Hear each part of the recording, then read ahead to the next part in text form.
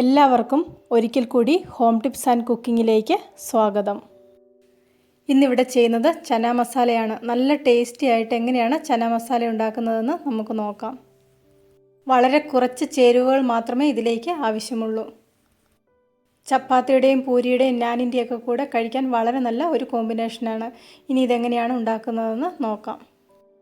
കറി വെക്കാൻ വേണ്ടി 3/4 കപ്പ് കാബൂൾ ചന വെള്ളത്തിൽ കുതിർത്ത് കഴുകി ഒരു കുക്കറിലേക്ക് മാറ്റിയിട്ടുണ്ട്. കടല വേവിക്കുന്നതിന് ആവശ്യമുള്ള വെള്ളം ഇതിലേക്ക് ഒഴിച്ചു കൊടുത്തിട്ടുണ്ട്. ഇതിലേക്ക് 3-4 കഷ്ണം കറുവാപ്പട്ടയും ഒരു ഏലക്കായും ആവശ്യത്തിനുള്ള ഉപ്പും കൂടെ ചേർത്ത് കുക്കറിൽ വേവിച്ചെടുക്കാം. അടുത്തതായി ഇതിലേക്ക് വേണ്ടത് 2 വലിയ തക്കാളി, 2 വലിയ സവോള, ഒരു ചെറിയ കഷ്ണം ഇഞ്ചി, 2-3 അല്ലി വെളുത്തുള്ളി ഇവയാണ്. സവോളയും തക്കാളിയും ഇഞ്ചിയും ഒക്കെ ചെറുതായിട്ടിവിടെ മുറിച്ചെടുത്തിട്ടുണ്ട്. തക്കാളിയുടെ അകത്തെ പുളിയുള്ള ഭാഗം ഇവിടെ മാറ്റിയിട്ടുണ്ട്. ചേരുവകളെല്ലാം മിക്സിയിൽ നന്നായിട്ടൊന്ന് അരച്ചെടുക്കണം. ഇതിലേക്ക് എരിവ് കൂടുതൽ വേണ്ടവർക്ക് 2-3 പച്ചമുളകും കൂടെ ചേർത്ത് കൊടുക്കാം. ചേരുവകളൊക്കെ തയ്യാറാക്കുന്ന സമയമായപ്പോഴേക്ക് കടല നന്നായിട്ട് വെന്ത് വന്നിട്ടുണ്ട്. ഇതിലേക്ക് ചേർക്കേണ്ട പൊടികൾ എന്തൊക്കെയാണെന്ന് നോക്കാം. 1 സ്പൂൺ മല്ലിപ്പൊടി, 1 സ്പൂൺ ചന മസാല. ഇത് കടയിൽ ഇതുപോലെ പാക്കറ്റിൽ മേടിക്കാൻ കിട്ടും. 1/2 ടീസ്പൂൺ മുളക് പൊടി, 1/2 ടീസ്പൂൺ മഞ്ഞൾപ്പൊടി, കുറച്ച് ഗരം മസാല, പിന്നെ പൊടിക്കാത്ത കുറച്ച് ഗരം മസാലയും കൂടി ഇതിലേക്ക് ചേർക്കുന്നുണ്ട്. 2-3 കഷ്ണം കറുവാപ്പട്ടയും 2 ഏലക്ക ചതച്ചതുമാണ്. ഇനി ചൂടായ പാത്രത്തിലേക്ക് എണ്ണ ഒഴിച്ചു കൊടുക്കാം. ഇവിടെ കുറച്ച് വെജിറ്റബിൾ ഓയിലാണ് ചേർത്ത് കൊടുക്കുന്നത്. എണ്ണ നന്നായിട്ട് ചൂടായി വരുമ്പോൾ 3/4 ടീസ്പൂൺ ജീരകം ചേർത്ത് കൊടുക്കുന്നുണ്ട്. ഇനി 2-3 കഷ്ണം കറുവാപ്പട്ടയും 2 ഏലക്ക ചതച്ചതും കൂടെ ചേർത്ത് കൊടുക്കുന്നുണ്ട്. ജീരകവും മറ്റു കൂട്ടുകളും ചൂടായി വരുമ്പോൾ തന്നെ ഇതിലേക്ക് മുളക് പൊടി ചേർത്ത് കൊടുക്കാം. മുളക് പൊടി ചേർത്ത് ഉടനെ തന്നെ അരച്ചു വെച്ചിരിക്കുന്ന കൂട്ടും ഇതിലേക്ക് ചേർത്ത് കൊടുക്കണം. അല്ലെങ്കിൽ മുളക് പൊടി ഒരുപാട് മൂത്തു പോകും. നന്നായിട്ട് അരച്ച സവോള, തക്കാളി, ഇഞ്ചി, വെളുത്തുള്ളി ഇതെല്ലാം കൂടി ഇതിലേക്ക് ചേർത്ത് കൊടുത്തിട്ടുണ്ട്.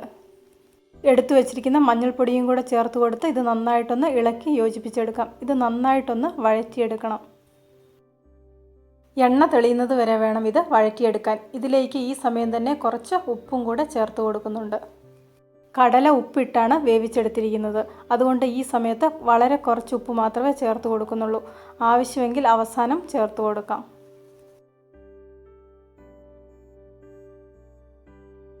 ഈ സമയമാകുമ്പോഴേക്ക് ഇതിൻ്റെ കൂട്ടൊക്കെ ഒന്ന് സൈഡിലോട്ടൊക്കെ തെറിക്കാൻ തുടങ്ങും.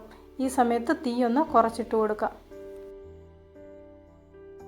ഇപ്പോൾ ഈ കൂട്ട് ഏകദേശം ഒരു 95% വെന്ത് വന്നിട്ടുണ്ട്. എണ്ണയൊക്കെ തെളിയാൻ തുടങ്ങുന്ന ആ ഒരു സ്റ്റേജ് ആയിട്ടുണ്ട്. ഈ സമയത്ത് എടുത്തു വെച്ചിരിക്കുന്ന മല്ലിപ്പൊടി കൂടെ ചേർത്ത് കൊടുക്കാം. ഈ കൂട്ടിന് നന്നായിട്ട് ഒന്നുകൂടി ഒന്ന് വഴറ്റിയെടുക്കാം. വളരെ കുറച്ച് എണ്ണ മാത്രമേ ഇതിലേക്ക് ചേർത്ത് കൊടുത്തിട്ടുള്ളൂ. അതുകൊണ്ട് അധികം അങ്ങനെ എണ്ണ തെളിഞ്ഞു വരുന്നത് കാണാൻ പറ്റില്ല. ചന മസാലയുടെ കൂട്ടുകളൊക്കെ നന്നായിട്ട് വഴന്നു വന്നിട്ടുണ്ട്. ഇനി ഇതിലേക്ക് ബാക്കി ചേരുവകൾ കൂടി ചേർത്ത് കൊടുക്കാം. കുറച്ച് ഗരം മസാല, എടുത്തു വെച്ചിരിക്കുന്ന ചന മസാല, ഇവ രണ്ടും ഇതിലേക്ക് ചേർത്ത് കൊടുത്തുനിന്ന് നന്നായിട്ട് ഇളക്കി യോജിപ്പിക്കാം. ഞാനിപ്പോൾ ഉണ്ടാക്കുന്ന അതേ രീതിയിൽ തന്നെ ഉണ്ടാക്കിയെടുക്കുകയാണെങ്കിൽ നല്ല തിക്കായിട്ടുള്ള ഗ്രേവിയിൽ നല്ല ടേസ്റ്റി ആയിട്ടുള്ള ചന മസാല നമുക്ക് ഉണ്ടാക്കിയെടുക്കാൻ പറ്റും.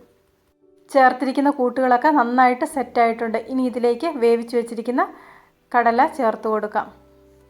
ഇതുപോലെ ഞെക്കി നോക്കുമ്പോൾ നല്ല സോഫ്റ്റായിട്ടിരിക്കുന്ന പരുവത്തിൽ വേണം കടല വേവിച്ചെടുക്കാൻ.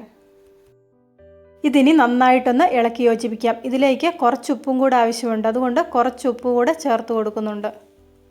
ചന മസാല ഇവിടെ റെഡി ആയിട്ടുണ്ട്. ഇനി ഇതിലേക്ക് കുറച്ച് മല്ലിയില കൂടെ മാത്രമേ ചേർത്ത് കൊടുക്കുന്നുള്ളൂ. വളരെ ടേസ്റ്റി ആയിട്ടുള്ള ഒരു കറിയാണിത്. എല്ലാവരും ഒരു പ്രാവശ്യമെങ്കിലും ഒന്ന് ഉണ്ടാക്കി നോക്കണം. നിങ്ങൾക്കിതിൻ്റെ ടേസ്റ്റ് നന്നായിട്ട് ഇഷ്ടപ്പെടും. ഇനി ഇതിലേക്ക് ഓരോരുത്തരുടെയും ഇഷ്ടത്തിനനുസരിച്ചുള്ള മല്ലിയില ചേർത്ത് കൊടുക്കാം. കൂടുതൽ മല്ലിയിലയുടെ ടേസ്റ്റ് ഇഷ്ടമുള്ളവർക്ക് കൂടുതൽ മല്ലിയില ചേർത്ത് കൊടുക്കാം. നല്ല ടേസ്റ്റി ആയിട്ടുള്ള ചന മസാല ഇവിടെ റെഡി ആയിട്ടുണ്ട്. ചപ്പാത്തിയും പൂരിയൊക്കെ ഉണ്ടാക്കുമ്പോൾ ഒരു പ്രാവശ്യം ഇതുപോലെ ഒന്ന് ഉണ്ടാക്കി നോക്കണം. ഇന്നത്തെ ഈ റെസിപ്പി ഇഷ്ടപ്പെട്ടെങ്കിൽ ലൈക്ക് ചെയ്യണം, നിങ്ങളുടെ അഭിപ്രായങ്ങൾ അറിയിക്കണം, ഷെയർ ചെയ്യണം. കൂട്ടത്തിൽ ചാനൽ സബ്സ്ക്രൈബ് ചെയ്യാനും മറക്കണ്ട. സബ്സ്ക്രൈബ് ബട്ടൺ ക്ലിക്ക് ചെയ്യുമ്പോൾ റൈറ്റ് സൈഡിലായിട്ട് ഒരു ബെല്ലൈക്കൺ വരും. അതും കൂടി ഒന്ന് ആക്ടിവേറ്റ് ആക്കിയെങ്കിൽ മാത്രമേ ഞാൻ ഓരോ വീഡിയോയും അപ്ലോഡ് ചെയ്യുമ്പോൾ നിങ്ങൾക്കതിനുള്ള നോട്ടിഫിക്കേഷൻ കിട്ടുകയുള്ളൂ.